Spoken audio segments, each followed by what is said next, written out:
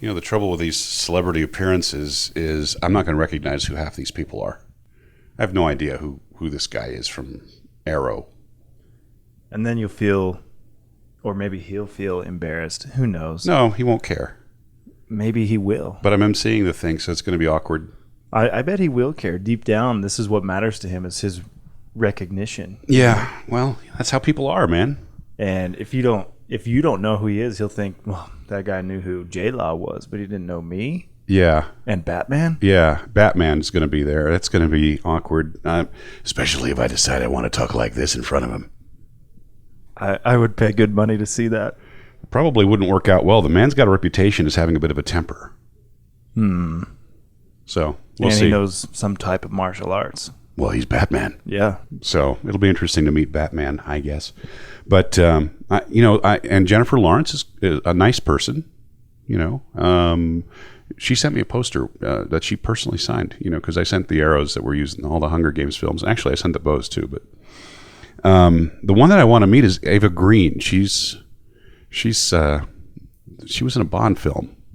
So that'll be fun to meet her. Anyway, all right. It's I don't even know what podcast this is. I think we're on number 15 now. I think it's 14, but okay. Well, at this point, Jay will figure it out for us, and he'll put the appropriate title on the. We'll title it correctly on the thing. We'll not say it correctly, but hey, everybody, I'm George Techmachub with Steve the Big Cat Anderson, and we're back with another Easton podcast. We're really going to talk about Archery World Cup finals here. I got an email from Chris Wells, our buddy at World Archery, and the email says, "Dear so-and-so," and it basically says so-and-so, we'll be publishing an expert's prediction article for the Archery World Cup final. This email is to a cross-section of the archery community, including archers, coaches, and pundits. That makes us pundits. And he hopes we can spare a little time over the weekend to give him our prediction, which I still have to do. But I figure, you know what? How about we do that for a podcast? So we'll start with that, and we'll also work into some listener questions as we go ahead. We can just kind of dispute what they have and create our own list. Of our, so what would you call that? A fantasy archery list? People we'd like to see going to the World Cup final, like you? No, I was talking to people who are in, and we just picked the matches. Oh, okay, we can do that. Yeah, we can have fun with that. So I've got it here on the screen. We're both walking wounded here. I've been coughing up half a lung since I got back from Japan. I think I picked something up on the airplane. And I'm just tired. That'll make it really easy for me to talk like Batman this week when I meet what's his name, Christian Bale, I guess it is. Anyway, all right. So, People's Republic of China for the recurve men, Spain, France, Korea, Mexico, and we've got a strong team in the USA toward the bottom of the bracket there. So let's start out. Actually, that's alphabetized, right? Yes. Let's start out with our predictions. I think Luis Alvarez is going to do really well in front of his home crowd. As the number 8 seed against, who will it be, Kim Woo-jin? I think so, yeah. Yeah, it is. There's the it'll be no. I'm not gonna go with that one. All right. Okay. You can dispute me. I have faith in El Abuelo. I think he'll do fine. But I also think that Brady Ellison's going to do well, and it's Colin Klimchek's first World Cup final, which is pretty cool. Yeah, very cool. I think he's got a great future. Yeah, I think so. He's a really solid guy. I mean, I really like him. He had a great year. Truly. Yeah. But he's also a nice person, which is also very helpful when wanting to root for somebody. Xing Yu from People's Republic of China has a lot of experience. Let's see. We got Miguel Alvarino from Spain and our buddy John Charles Valadon, the only bow hunter I know from France, although I know there's lots of bow hunters in France. JC is the only one I personally know. And Antoine, our friend Antoine Vialite. Yes, but as far as top shooters go. Correct, yeah. Yeah. So Kim Woo-jin and Lee Sang-yun, and looking at this thing objectively, if Kim Woo-jin doesn't stumble, things are looking good for him, but don't count out the highly experienced Brady Ellison. For the recurve women, Colombia, India, Japan, Korea, Mexico, Chinese Taipei, USA. You got to say the odds are in favor of Korea. with the two of them, with Choi Mi-soon, Kibo Bae. Yeah, the number 1 and 2 seeded shooters. That's going to be a tough one. And looking at it, I would expect for them to be shooting against each other in the final. Deepika Kumari always seems to make a good run, though. So sure, but she's very up and down. Just not consistent. Alejandra Valencia, in front of her home crowd, hopefully will make them proud. That's another one. She'll be shooting against Choi Mi-soon, I think. I think you're right. Yeah, Mackenzie Brown, I think, has some potential here. Kaori Kawanaka of Japan, great shooter. Bronze medal from the London Olympic Games in the team round, and this will be a great experience for her. Lee Chen Ying from Chinese Taipei, Miss Lee, a great shooter as well. So absolute standouts, really, if you look at the women's recurve category. But I'm going to say that we're looking at a Korean podium, top line. Yeah, and if they could have put 4 in, they would have. Yeah, it's kind of a charity thing. All right, let's put this into your ballpark here. This is the compound men. We've got Denmark, France, India, Mexico, Netherlands, Turkey, and the USA with Rio Wild. Demir Emegakli of Turkey. We've got Mike Schlusser of Netherlands. We've got Mario Cardoso of Mexico. Abhishek Virma of India. Both Dominique Genet and Sebastian Penaud of France, no PJ. And then Martin Damsbo of Denmark, who you beat for the bronze medal at Columbia, right? Poland, sorry. Yep. So, if you want to take a shot at that one? First match will be Mikey against Mario Cardoso. Mario could make a run here, but you got to assume Mikey's going to be like 148 or better. Mike is going to be shooting well. Yeah. If he's healthy, he'll be shooting well. Yeah. And so if he doesn't eat the hotel sushi, I think we're looking at Mike Schlusser. It's hard to slow that one down. Next up will be Sebastian against number 7, Demir Elmagakli. Yeah. I'm going to pick Demir for an upset here. Yeah, okay. I'm with you on that. I agree with you. He's been showing sparks of brilliance all season, and I think he's got that potential. Rio Wild, I can't count out. No, he'll have Dominique Genet first match, and I think that one will go to Rio. The next one, Martin against Abhishek Virma, that one could be interesting because Virma can shoot, and it's all going to be about how he handles the stage, and we know Martin will be fine. There's another consideration here, and that's the weather. I think Mr. Virma will be more comfortable in the conditions in Mexico City than potentially than Martin. Yeah, I think it'll be very calm. But it'll be warm, very warm. True. Oh, true. Yeah, Martin's in winter already. So. Yeah, so I'm thinking that a guy like Mr. Virma coming from India is going to feel right at home. Yeah, he will. But we're talking about Martin Damsbo. He's adaptable, if nothing else, right? He's a long-time professional. I think he'll be just fine. Okay, and then for the women, I'm looking at this list here, and I've got to say, this is another powerhouse list with a lot of favorites. Sarah Lopez will represent Colombia, so will her teammate Alejandra Usquiano. And then we've got Spain with Andrea Marcos. Mexico is represented by your wife, Linda Ochoa, and Stephanie Salinas.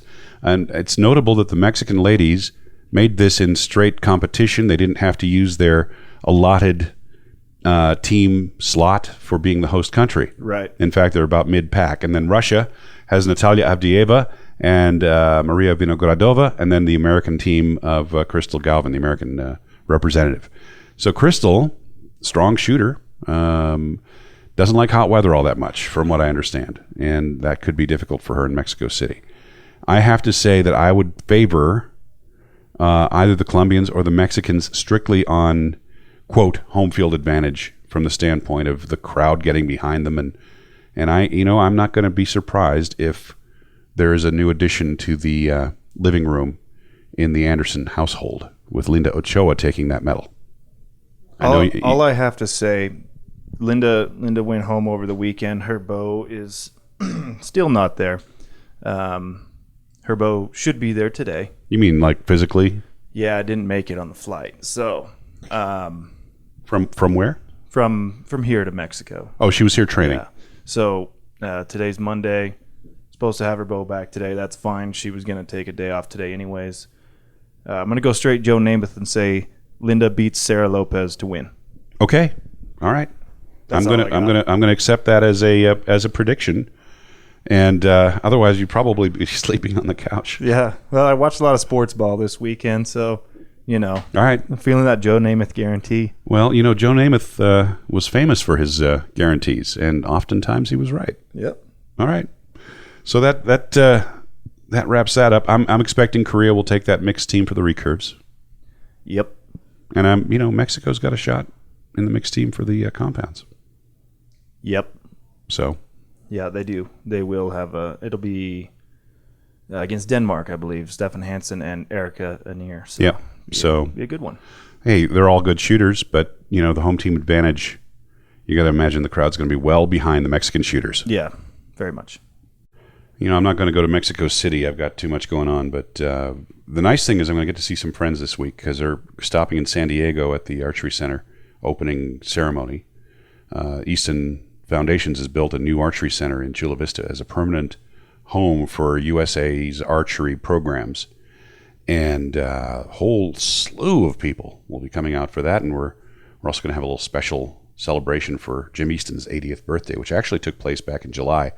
But it's the first chance everybody has to get together with Jim and Phyllis to celebrate Jim's birthday. So that'll be kind of nice. And you can wave her in. Yeah, we almost had one breaking. We almost had a special guest here. Yeah. All right. Anyway, we record this in a break room, so if people need to get to the microwave, too bad. Yeah, exactly. If you come in here, you're getting on the show. That's right. Like it or not. So we almost had Sarah in here. Yep. All right. So where were we? We were talking about Mexico, and we were talking about this event that's happening. So a bunch of folks coming in on their way to Mexico, including. I think Dean Alberga is actually going straight to Mexico. He was scheduled to be at this event, but he's not going to be able to be there. But we are going to have John Williams, the 1972 Olympic gold medalist. We're going to have Daryl Pace, the 1976 and 84 Olympic gold medalist. Jay Bars, the 88 Olympic gold medalist. So obviously I'm taking the podcast gear down there with me so we can knock off some of these people that we've wanted to interview for a while. That will be a pretty cool event, I imagine. I imagine so. So the only downside is I've got to MC the darn thing. But that should be fun. I shouldn't complain. And I'm going to take my bow down there because I'm going to spend part of the day Friday practicing. We've got a magnificent center that they're opening down there. It's just as big as the one here in Salt Lake City, if not bigger. But it has the advantage of a Easton housing development there. It's got basically an apartment complex attached to it. So that shooters coming in, like in January, we're going to have the team from Japan coming in for their final Olympic selection, and we're going to have teams from, I think Russia was invited, and I think we're having teams from Mexico coming out to scrimmage with the American team. Mm-hmm. So that's great training for everybody. Yeah. And the Easton Foundation is doing a fantastic job with these things. Yeah, and my understanding is the Easton Foundation is donating this to USA Archery. Yes. Or to the U.S. Olympic Committee. Well, there's a question about who's going to have it because the question is the U.S. Olympic Committee still running that facility in the future? Right. They're trying to hand it off to the city of Chula Vista right now. So they're in negotiations for all that stuff, and all this is way above my pay grade. So I'm not going to say much about it except to say that nothing's final on the disposition of the archery of the Olympic Training Center, which is why the Easton Foundations are building this permanent facility. Because even if the Olympic Training Center turns into something else, this will still be a permanent archery facility with arguably the best weather in the country, no matter what happens with the OTC in the future. So that's pretty good. It's a good, secure future for our sport. It was exactly 20 years ago that they opened the archery field at the Olympic Training Center in Chula Vista. At the time, we called it San Diego because Chula Vista was a much smaller town then. Mm-hmm. And it has grown explosively, by the way. I mean, you wouldn't believe the amount of growth that has happened around the Olympic Training Center site since that Olympic Training Center was opened 20 years ago. Yeah, it's amazing to me. It's like a 225,000 population base there. Yet they don't have any hotels within Chula Vista. I wonder if it's a city code type deal. I think they've just opened one on Olympic Parkway. I think there's one that's opening or has been opened.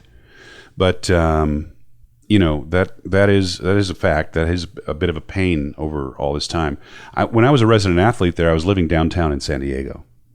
So sounds rough. No, it's not that bad. I was 100 yards from the water. It was awesome, actually. I was just down the street from the gas lamp district, so it was not rough at all, to be brutally honest with you. In my normal routine, I worked at Easton Composites at the time, where we developed the X10 Aero, and I'd finish work at about 4:30. I'd get into work early, and I'd finish at around 4:30, go straight to the Archery Center, go straight to the Olympic Training Center, and practice till dark, or often after dark. And that was a good routine, and of course, traveling and all that stuff. But it was a great facility with a great program. We had Lloyd Brown there, we had Nancy Myrick there, and then eventually Coach Lee came into the program, and it's been prospering for those 20 years. And now with this new archery center that the Easton Foundations have put in there, with the indoor 70-meter range and the outdoor flat ranges, and the ability to shoot in any kind of weather, any direction in the wind, whatever you want, it's just going to be awesome, state of the art. And obviously a destination for archers from around the world as programs are developed to accommodate that. What color did they go with for the floor?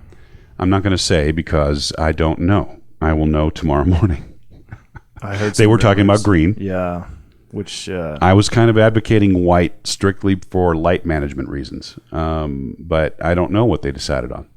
Yeah, they wanted green, and my understanding was it was for because they believe it replicates finals venues, but not all finals venues are green. In fact, quite a few are blue. Most are not green. Yeah, so most in fact are not green. You're absolutely right. Yeah, we'll see what happens there. Yeah. That would be a real shame if they took that building and painted the floor green. The architect for the building is Bob Easton, Jim Easton's brother, who's one of the top architects in the world. As a matter of fact, he's world renowned. He's published by Oxford Press. He's just a well-known guy in the world of architecture, just like Jim Easton's a well-known guy in the world of archery. And we will also be sitting down, by the way, with Bob Easton, because Bob and Jim actually worked together back in the early 60s with their father, Doug, at Easton. And Bob is the inventor of the aluminum ski pole. Wow. Yeah, among other things. So that'll be interesting to sit down and talk with Bob Easton as well. We've got some listener questions. So before we run out of a lot of time here, let's go ahead and grab a couple of those. We've got one here from Adam in Oxfordshire, UK. Would it be Oxfordshire? Oxfordshire? Oxfordshire. I always go with Shire. It reminds me of Lord of the Rings, It's probably Oxfordshire. All right, so first he's enjoying the show, until he heard this segment just now anyway. He says he found us at episode 4 and quickly went back to download the previous episodes as well. Thank you. That's very nice. So he's been following our discussion on aluminium arrows. He's Johnny Ive. It's aluminium. When we developed the X23, we chose only the finest in aluminium alloys. Oh, boy. All right. I have a question regarding Nox. I tend to shoot both indoors and outdoors through the winter, and so swap between 23 diameter arrows for indoors and X10s for outdoors. He says he's just got one bow. He's shooting a Pro Comp Elite, and he does not want to change the nocking point on the string as he moves between the indoor and outdoor rigs. Mm-hmm. And in fact, you wouldn't recommend that either. No. On a Pro Comp, on any compound bow. Yeah, I mean, when I say I don't change the nocking point, I don't change the location. What you're doing is you're changing the position of the blade. He's saying he doesn't want to have to change it for a larger knock, which, depending on what size of 23 you shoot, there are some options for a G bushing, so you could do that. Mm-hmm. Says he prefers to shoot pin knocks on his larger diameter arrows. Previously for indoors, he was shooting CX X Busters because they have pin knocks. Recently, he's been shooting Easton Fat Boys with a gold tip 246 pin bushing. But in the past, he shot X7s and really fancies a set of X23 arrows for the indoor season. That's his phrase. Mm-hmm. So I think what he's looking for is pin knocks for the X23. We don't currently have anything that allows for that. But if you have a G bushing in your X23, you can use a G pin bushing as well. So you could put an X10, or sorry, an ACE bushing in that G bushing. And with the tolerances of everything, it should work out pretty well. Yeah. It's not what I would do. I would just make my D-loop a little wider and shoot a super 3D knock, but it would work. Yeah, you run the I don't want to call it a risk, but you do have to run a few extra components, and there's certainly more going on, so something to keep an eye on. I'll tell you what, when we developed the pin knock, we actually tested the configuration I just described, and it works just fine. But he goes on to ask the obvious question, why don't we offer that right out of the box? And the answer is because if all you have is a nail, every problem requires a hammer. I meant that the other way around. If all you have is a hammer, every problem looks like a nail. Because we've got a variety of knocks that are appropriate for the different applications, there's not enough critical mass of people wanting to shoot a pin knock on a big aluminum arrow to make it worth our while. But if all you've got is pin knocks, which are copied from our pin knocks because we invented the darn thing, then do you like the way I throw those little zingers? Is that working for you? You snuck it in there, yeah. I did, yeah. Anyway, the point is, in case anyone didn't know. Well, I kind of took a little snark for my comment about ILF or whatever the hell. Oh, someone gave you a hard time. A little bit, but it's okay because they were wrong. Yeah. Anyway, that's the answer for you, Adam. I hope that helps, and thank you very much for listening. So you're probably feeling like having stayed home today after having run the Easton Sales Conference this past week. Yeah, it was. I mean, I wouldn't say I ran it, but I was heavily involved in the setup, tear down, look and feel. Well, the point is a lot of work. Yeah, it was a lot of time spent over in the warehouse and working with some guys there and working with we had a good group. We made things happen, but it was busy. We had I had a 17-hour work day. Yeah, so. Yeah. Well, we introduced a bunch of new stuff. That was kind of cool. Yeah, it was. This is a little like, you ever see one of those Apple keynote events? Yeah. No. So ours is a lot like an Apple keynote event, only without the polish and the professionalism. Just kidding. Just totally kidding. But no, I mean, it's similar, right? I mean, you get up there and you've got a room full of people and a big screen, and you're showing stuff and you're explaining stuff, and people get excited about it. And I will tell you, I don't think there's a ton for people to get excited about in the target archery realm from us this year. We're introducing a extension of the stabilizer line, which when we made the Contour stabilizer, which is that sort of funky looking stabilizer, we weren't sure how it was going to be accepted because stuff that looks different sometimes goes over well and sometimes doesn't. Yeah, it's definitely gone over very well. People really like it, and that's the new one we just came out with. I think will be even more well received, and I've sent some pictures to a few shooters. Yeah. They really like the look. So people who've bought a Contour are going, new one, what are you doing? Well, don't relax. This is a Contour CS. Yeah, your old one still works. Your old one still works. This new one is really for compounds more than anything else. It is 20% stiffer than anything else, and I think you're going to like it if you shoot a compound with a lot of weight. Otherwise, you're still going to want to shoot a Contour, a regular Contour. We've also introduced something that I think is addressing a problem that the entire industry has had in the past, which is a new extension that is essentially failure-proof. It's called a ProLink, and this extension has a stainless steel inside bar that connects the front and rear ferrules inside the carbon tube. So it basically can't break. And somebody will prove me wrong, I'm sure, but it's as bulletproof as you can possibly make something like that. And so those will be available, and the price on those things is going to be about the same as the existing extensions, plus a tiny bit more. But that's not revolutionary; it's evolutionary. But I think that the compound guys can now fully enjoy all the benefits of the Contour that have been proven by the recurve guys like Ojin Hyuk and Takaharu Furukawa. Yep, I will be going to the CS probably immediately. In testing one of the earlier prototypes, I really liked it. I had 17 or 18 ounces of weight up front on a 33-inch bar, and it held up really well. Felt great. And unlike bars that are in a similar construction format, this is not $700. It's going to sell for about $299. Street price probably $280s, something like that. Yeah, it'll be right in the realm of what every other high-end stabilizer is right now. Yeah, but it's a lot stiffer than yeah, most of those high-end stabilizers, and it's a lot smaller in diameter at the distal end, so that makes a big difference in the wind. Yeah, it's a well-engineered piece. Whether you like the look or not, it makes sense and it works well. But of all the stuff that we've introduced this year, the quivers, I think, have got to be what's going to catch people's attention the most. These are really nice quivers. Yeah, our elite field and our elite target quiver. Finally, we get to, show them to the world instead of just the few you might have seen around. Yeah, you may have heard about these back in Copenhagen. We had a few shooters like Ojin Hyuk and Rio Wild shooting the prototypes of those quivers in Copenhagen. And now we'll introduce those with a field model, which, has the arrows kind of pointed back away from the line, and a target model, which has the arrows kind of pointed toward the line, the knock end. So both of those will be available in multiple colors. You got the red and the blue, and it's in the high-end material. It's really nice stuff. These aren't at the level of an Angel full custom quiver. No, but they're also about the price of the belt only. Yes, exactly. So you're not paying what you do for an Angel. Yeah, and so those two things are the ones that are the most interesting, I think, from the standpoint of the people listening to our podcast. We had a bunch of hunting stuff and a whole new line of hunting stabilizers and whatnot. But you can go to our website, eastonarchery.com, if you want all the skinny on all that stuff. And on those quivers, I think availability will be around late December, early January. Actually, it's going to be the first week of January that it's going to be shipped to the distributors.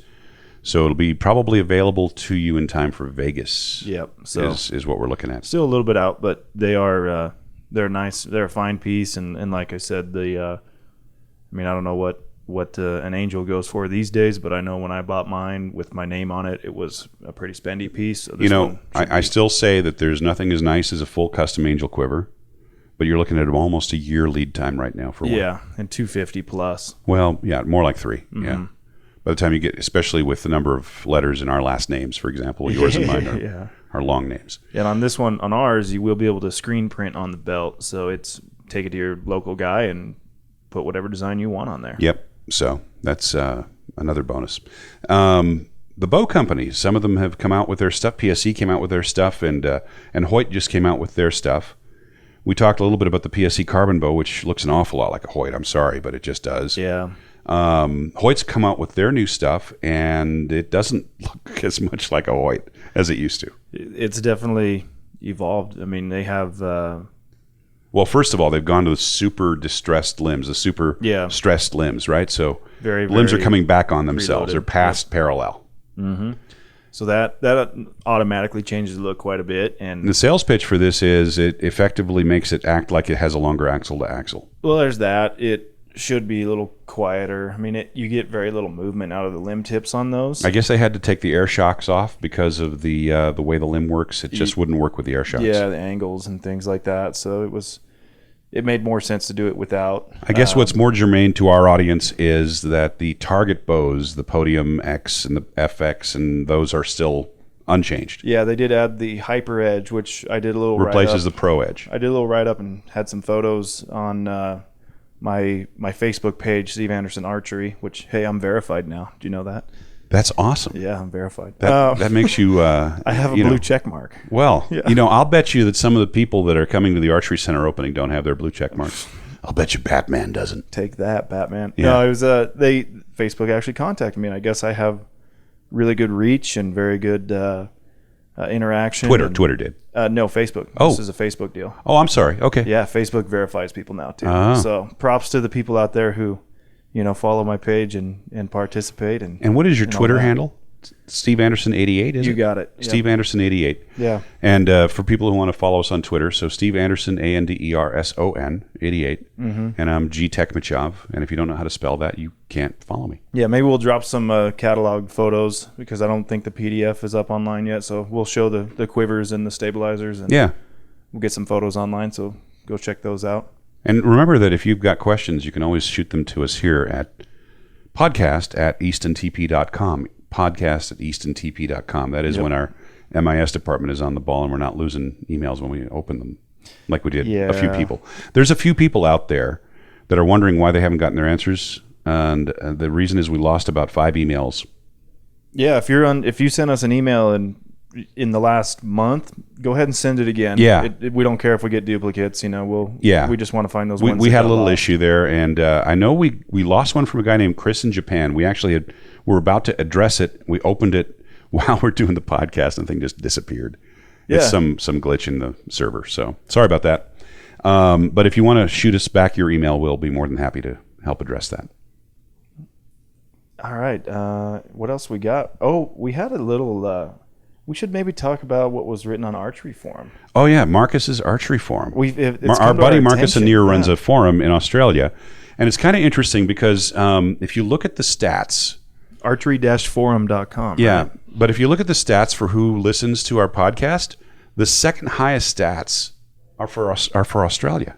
We have like 1,700 listeners in Australia. And I got to figure, what happened was I post there occasionally. I don't post anywhere else. And because Marcus runs a clean ship, he doesn't have a bunch of knuckleheads on his forum. Bullies. Well, he has a few, but no playground bullies or cult, type leaders on his forum. So we have a positive atmosphere on Marcus's forum, and so I follow it, and I occasionally will answer questions on there and whatnot. So it's archery-forum.com that I'm speaking about here. And one of the guys on Marcus's forum is one of the prominent posters on there. His name is Andy. Andy's into all sorts of stuff. He's into guns, he's into fast cars, and he's into optics, and he's kind of like a Renaissance guy. I think he's a pretty good friend of Simon Fairweather, which therefore recommends him fairly highly. So, by the way, Simon's going to be at this event, which is pretty cool. We're going to have just about every Olympian that's won a gold medal in the men's category at this event. So obviously I'll be bringing the gear down there. But anyway, on to what Andy had to say. He says he's been listening to our Easton podcasts, and rather than write to podcast, he'll address some stuff here being the Archery Forum site. Number one. Go ahead, Steve. Go ahead and read that. I know you're going to get some satisfaction out of it. Yes, this is from Andy. So you may have wondered, we kind of went from George introducing me, and then I say Big Cat, and then we went away from that, and because it was controversial. Somebody didn't like it. Someone didn't like it, and we try to be, adaptable to our listener base, but we're taking it back now, and here's why. Because Andy says, and I quote, "I quickly thought that Steve saying Big Cat in his intro was a signature piece, like you throwing something for him to catch and return. Someone didn't like it? WTF. Next episode, you call BS on it.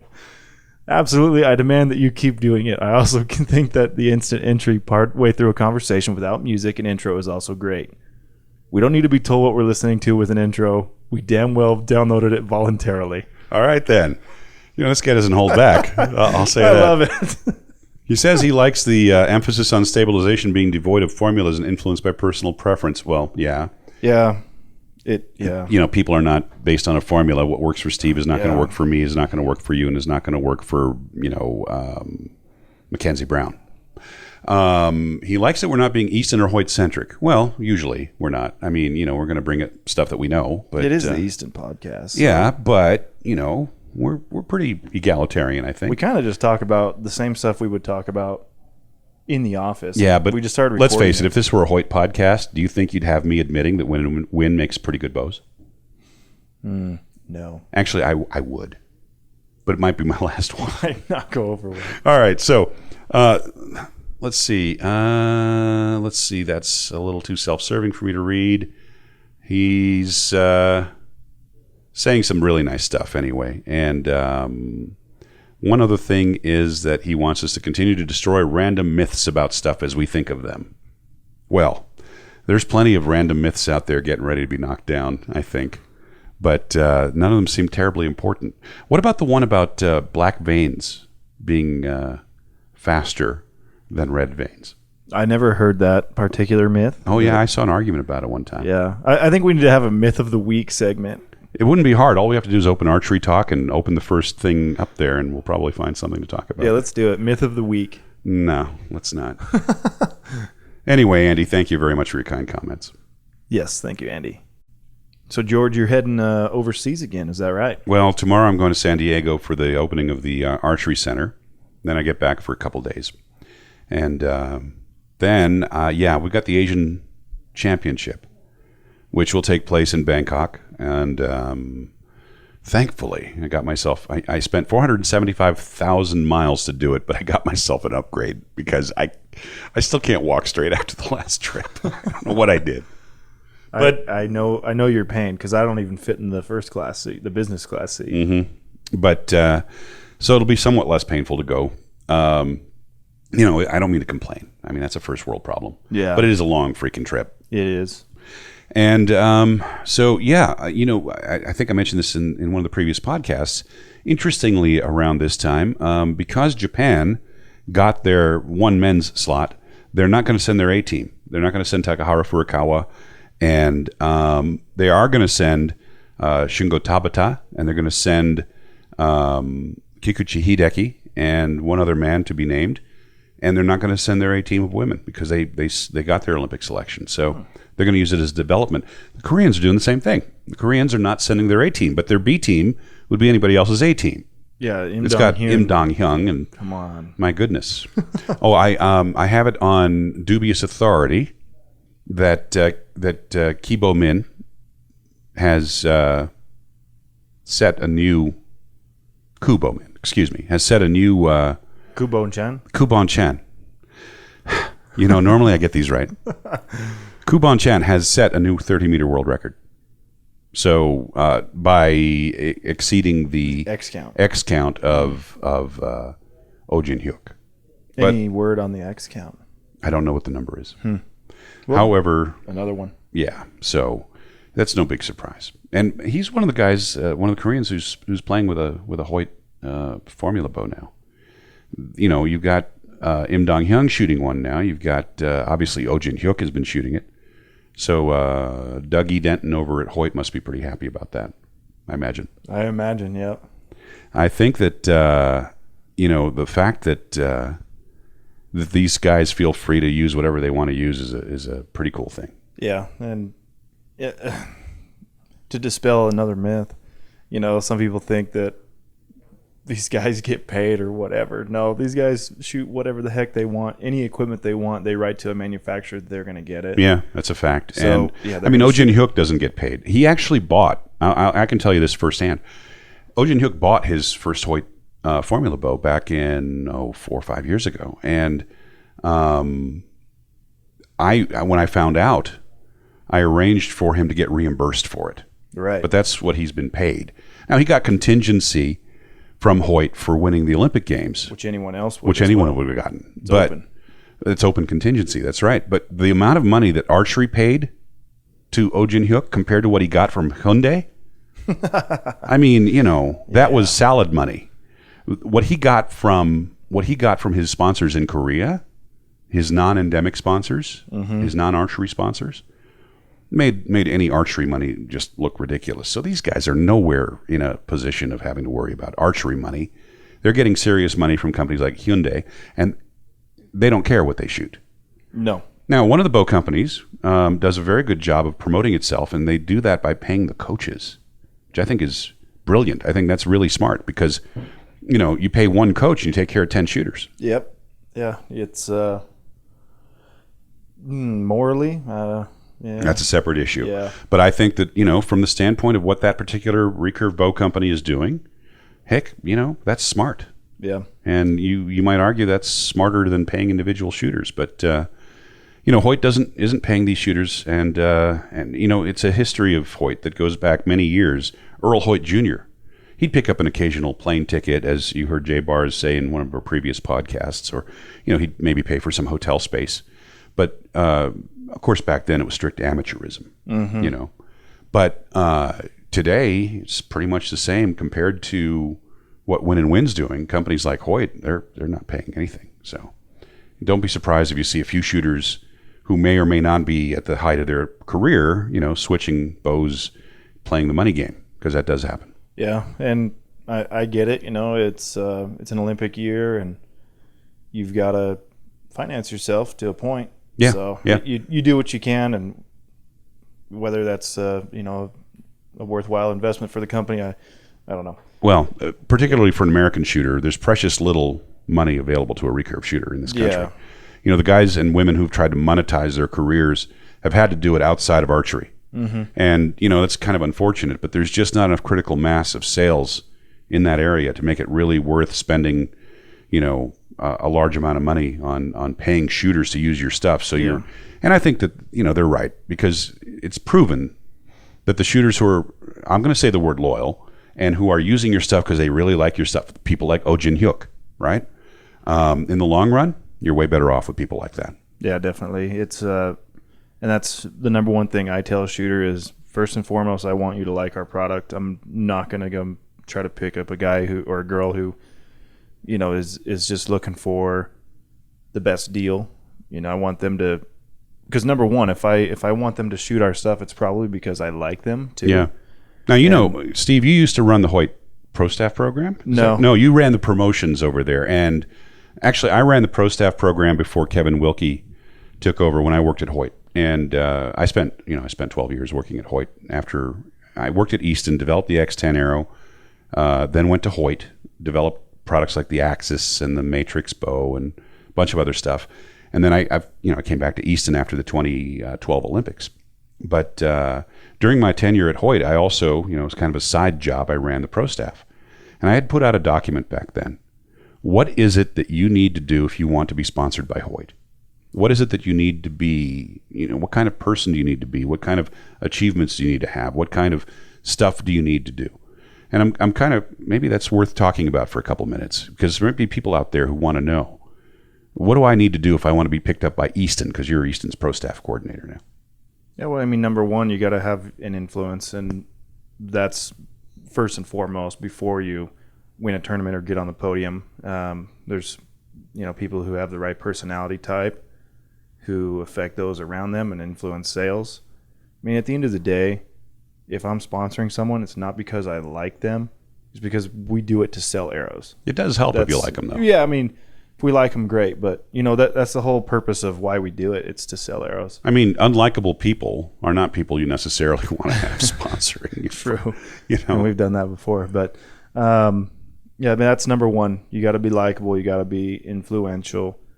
Number two, results really help. It truly does. And the market you compete in helps as well. I mean, if you're, if you're from the island of Samoa, and this isn't a shot at anyone from Samoa, but, you know, if you're from the island of Samoa where there's not a very big market, and you're from France where there is a very large market, you know, that plays a role too. Although, to be very specific, we have helped out some Samoan shooters. Yeah, we do. In fact, maybe you don't know this, but through DTAC and through some other ventures with World Archery, we've done quite a lot for Samoa. Yeah. So, but didn't we actually help one there at World Championships? Yes, there was a shooter from, was it Samoa? Yeah, I think it was Samoa or maybe Fiji. Yeah, we had to fix his bow. Yeah, he dry fired his bow. So I don't remember. We gave him some new limbs. So. Yeah, he dry fired his bow, and we set him up with a new rig. Yeah, but yeah, I mean, when it comes to diving back into that, you know, right now there's a shooter who I really like, great shooter. I think the guy has a lot of potential. He's shooting another company's arrows, and I said to him first and foremost, I said, I want you to shoot what you are going to be best with, because I like you as a person. If that's our stuff, great. If it's not, whatever. But you've got to be competitive. You're out trying to win an Olympic medal. That's first and foremost for me. If you want to shoot our stuff, more than happy to pick you up, you know. But you do what you think is best. And he goes, yeah, I do want to shoot Easton. I thought that was cool. Well, we've had an awful lot of those in the last couple of years, and I think you know why. I mean, it's a combination of product and also how the company behaves toward shooters, I think. I personally heard an awful lot of stories about shooters wanting to shoot for Easton because they felt like we treated people better, which is a very complimentary thing, very nice. And in the end, what I really want, what I wanted when I worked at Hoyt and I ran the Pro Staff at Hoyt, I wanted people who wanted to shoot the product first, not to get paid to shoot it, but who wanted to shoot the product. And I never recruited from another bow company. I never would go to a shooter and say, hey, would you like to try a Hoyt?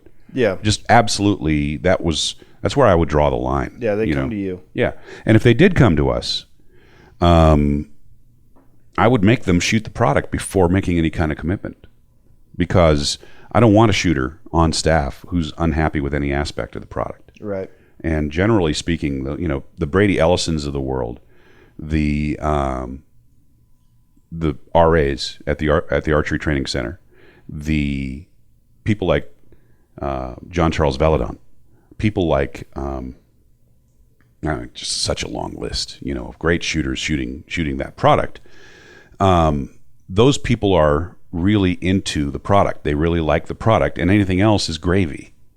Ojin Hyuk, he really likes Hoyt bows. He's always liked them and always shot well with them, and so he really is doing a great job of sort of evangelizing for that brand. And obviously, naturally, these people all shoot Easton because we make the most competitive products. But I'd like to think it's because they like shooting our brand too. I would hope so. I mean, it's a brand of such a legacy as well that it was a no-brainer for me to want to associate here rather than elsewhere.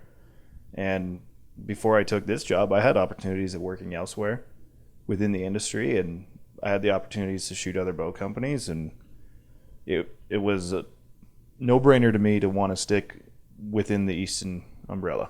Yeah, well, we're very fortunate that we have that option of being able to pick and choose from very great shooters, and just a little bit of insight as to what goes through Steve's mind and used to go through my mind when I was involved in that kind of thing. What kind of person do we want representing the brand? The other thing is, my policy was not to provide any kind of paid sponsorship to a junior level shooter. I don't think that's a good influence on a junior level shooter. I never liked the idea. And it kind of got some parents, they got up their nose a little bit. My so-and-so kid is, a future world champion. Why won't you pay them? And I'm like, I just don't like the idea of paying kids. I don't. Yeah, it's, when you have, and this is, before you even get to something like payment, just with the product sponsorship, there's only so much, dollars we have, and that means product. There's only so much product I can give out on a budget, and I've got to pick the best ROI. So if I'm looking at a youth level shooter and their senior level counterpart within the same place, I'm going to go with the senior level shooter. Well, my reasoning was a little more, shall we say, based upon my estimation of what I think early sponsorship can do. Yeah, I think it can be damaging. It ruins them. Well, it can. Mm-hmm. I think it can, because I think it makes them focus on the wrong stuff. Yep. That's my concern. Yeah, we've seen that. Yeah, I see it with everyone. I have some people close to me who, right now a lot of people are working out. It's contract season for bow companies, and I have some people close to me who are, all about, well, this is how much money they're offering and that and blah, blah, blah. And I'm like, yeah, you can take a good chunk of change for 3 or 4 years of your life. But, if you want to have a shooting career, I think you pick what you feel you have the greatest opportunity to win with. Yeah, unless maybe you feel like you're on the way out and somebody offers you dangles a big carrot, and you decide to go for it, like recently happened, with a particular Hoyt shooter I can think of. This person is, maybe on the way into their retirement, and they got offered a big chunk of change by a bow company, and they decided to switch. And don't blame them. I don't blame them either. Cash it in. Yeah. If you're nearing your end, you might as well. And even if you're not, if you're getting offered a big chunk of money for shooting a particular bow, and you're not that competitive, then what do you got to lose? Right. Honestly, because if I'm Hoyt, I'm going to say, yeah, I'll pay you that, but you have to earn it on the podium. Yeah, give you the opportunity, right? And anybody who's got confidence in their ability to win is going to go jump all over that. Mm-hmm. As opposed to somebody who wants to take the lump sum up front. Well, there's no guarantees, but I can guarantee one thing: you pay somebody, some large amount of money up front, and you will not see the same performance from them than if you have it as a reward for performance. Right. So it's from a company standpoint, you are much better off finding those people who are going to be competitive and earn it that way. Yeah, and in the long run, those are the people who are going to be the best brand representative for you. the average shooter can see through the BS that's served up by some people who are, one year they're selling this product and the following year they're selling a completely different product with a whole different story. I think the average person can see through that, it's been the downfall of some of the hunting TV shows. Bow hunters, they instinctively can sense when somebody's doing that to them. Mm-hmm. There's basically been a collapse in that outdoor TV industry, because of that. I think as much as anything else, is a credibility gap. Yeah, before I even got back into archery, I was interning, and of all things, I was at a place that did financial type deals, and that included some stuff like insurance and things like that. Not the most exciting stuff in the world, right?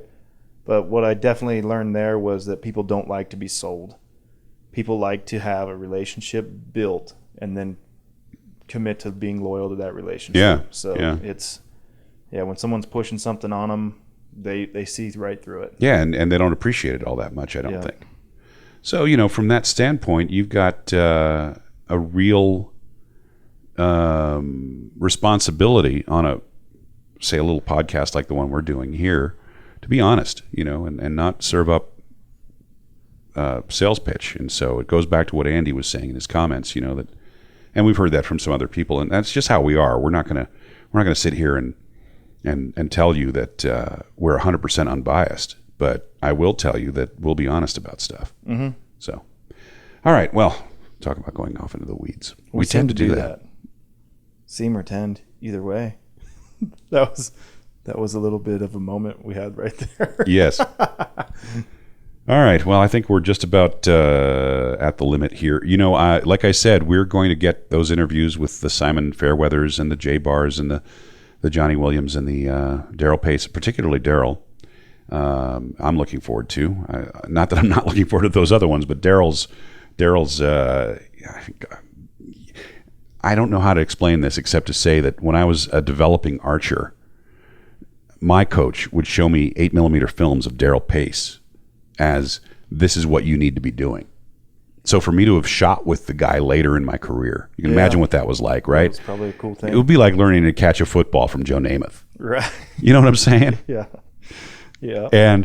And so, to have the chance to have him be a friend and to, call him up on the phone once in a while and shoot the breeze, and then to be able to sit down with him and talk to him about stuff, I think is a great privilege, and we're going to exercise that to its fullest. Yeah, should be some interesting interviews coming. And I think the plan will be we'll take those and the ones that are long enough we'll use as podcasts standalone, and the other ones we'll plug into the middle of our normal podcast. We'll donut them in. So what are we going to talk about? Well, we'll figure something out. Yeah. And one of the ways that we figure out what to talk about, of course, is thanks to our dear listeners, because they email us at podcast@eastontp.com. And when they do that, we can blow half the show just talking about one email. Yeah, easily. It's a beautiful thing. I mean, as far off as we go sometimes. So keep them coming. Yeah. We appreciate it very much.